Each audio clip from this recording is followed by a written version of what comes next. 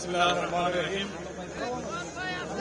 প্রিয় উপস্থিতি, আয়োজকবৃন্দ, গত 16 বছর বাংলাদেশের এই নমরুদি এবং ফেরাউনি শাসন ব্যবস্থায় যে দেশের পরতে পরতে কারবালার প্রান্তর হয়ে গিয়েছিল, সেই কারবালায় জীবিত এবং শহীদ এবং জীবিত শহীদের মাঝখানে নাম না জানা হাজার হাজার পরিবার এবং ব্যক্তিবর্গ যারা আছেন, আসসালামু আলাইকুম। বাংলাদেশের ইতিহাসের 800 বছরের পরে 2024 সালের গণ-অভ্যুত্থানে যে ঘটনাটা ঘটে গেছে, সেটা হচ্ছে লক্ষণ সেন, ইখতিয়ার উদ্দিন, মোহাম্মদ বিন বখতিয়ার খলজির আসন্ন সেনাবাহিনীর ভয়ে নদিয়ার প্রাসাদ থেকে পিছনের দরজা নিয়ে যেভাবে পালিয়ে গিয়েছিলেন। গত 800 বছরে এই বাংলার বঙ্গীয় জমিনের দ্বিতীয় উদাহরণ তৈরি করেছেন হচ্ছে বাংলার ফ্যাসিবাদী শাসন ব্যবস্থার নায়ক, শেষ বংশের শেষ উত্তরাধিকারী এবং লক্ষণ সেন 2024 সালে পিছনের দরজা দিয়ে নেতা কর্মীদেরকে লক্ষ লক্ষ অবরুদ্ধ এবং অনিয়ন্ত্রিত অবস্থায় রেখে পালিয়ে ওনার প্রভুর দরবারে গিয়ে প্রমাণ করেছিলেন 800 বছরের ব্যবধানে আমরা নতুন করে আরেকজন লক্ষণ সেন পেয়েছিলাম। এবং যেই লক্ষণ সেনের উত্তরসূরি হচ্ছে সেই দিল্লির প্রজাতন্ত্রের যারা শাসক ব্যবস্থা কায়েম করেছিলেন, যারা নমরুদ এবং ফেরাউনের উত্তরসূরি ছিলেন, যারা কারবালার ময়দানে মুসলিমদেরকে হত্যা করে পৃথিবীর ইতিহাসে ঘৃণিত জঘন্যতম নামে পরিচিত হয়েছিলেন, সেই লক্ষণ সেনের মধ্য দিয়ে বাংলাদেশের ইতিহাসে নতুন করে গণপ্রজাতন্ত্র গড়বার যে আকাঙ্ক্ষা, যে 71 সালে আমার লড়াইটা ছিল, যে লড়াইটা বাস্তবায়িত হয় নাই, সেই অবাস্তবায়িত লড়াইয়ের মধ্য দিয়ে আমাদের শত শত তরুণ যুবক, রিক্সাওয়ালা, কাজের লোক, বুয়া থেকে শুরু করে শিশু পর্যন্ত শহীদ হয়ে নতুন বাংলাদেশ গড়বার যেই চৈতন্যকে জাগরণ করে দিয়ে গেছে, সেই চৈতন্যের প্রথমতম স্লোগান ছিল দেয়ালে দেয়ালে যে শহীদ আবু সাঈদ মুগ্ধ, শেষ হয় নাই যুদ্ধ, লাখো শহীদের রক্তে গড়া দেশটা কারো বাপের না, অতএব বাংলাদেশটা কারো বাপের না।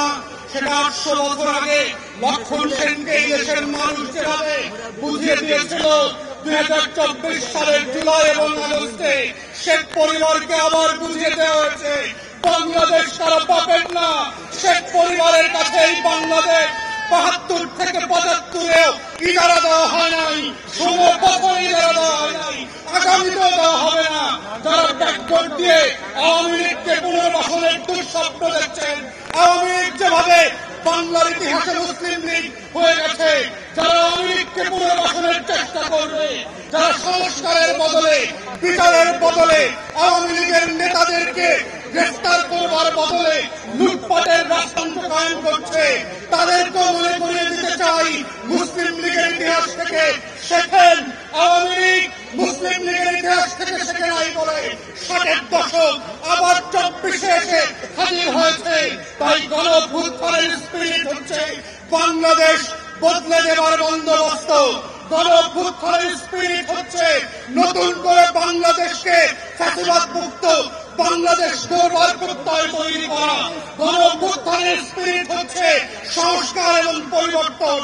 গণ-অভ্যুত্থানের স্পিরিট হচ্ছে গণতদন্ত কমিশন করে আমার 1700 শহীদের প্রত্যেকটা লাশের প্রতি ফোঁটা রক্তের বদলা নেওয়ার বিচার করা। গণ-অভ্যুত্থানের স্পিরিট হচ্ছে 25,000 প্রতিবন্ধী এবং আহত মানুষকে বাংলাদেশের উত্তর প্রজন্মের কাছে পরিচিত করিয়ে দেওয়া।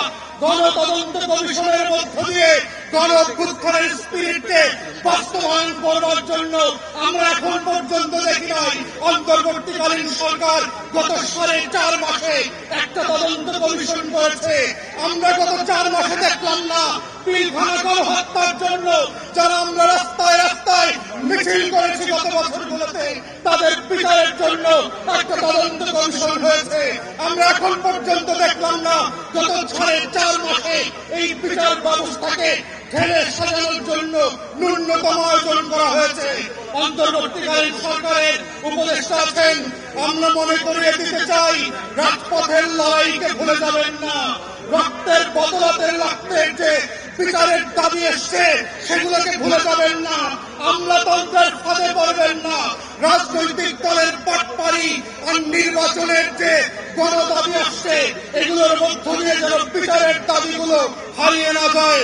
তাই আমরা আশা করছি বাংলাদেশের ইতিহাস বদলে দেওয়ার যে লড়াই 24-এ হয়েছে এর প্রত্যেকটা পরতে পরতে বাস্তবায়নের দায়িত্ব আপনাদেরকে নিতে হবে।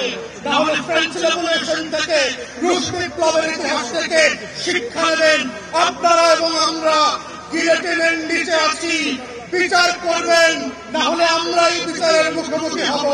এই বাস্তবতা ভুলে না গিয়ে বাংলাদেশে নতুন বাংলাদেশ করবার যে লড়াই, সেই লড়াইতে আপনারা লয়ের মতো করে সামিল হবেন সেই আহ্বান জানিয়ে আমার বক্তব্য এখানেই শেষ করছি। সবাইকে অসংখ্য ধন্যবাদ। ধন্যবাদ মায়ের ডাক এবং তার পরিবারদেরকে। আসসালামু আলাইকুম।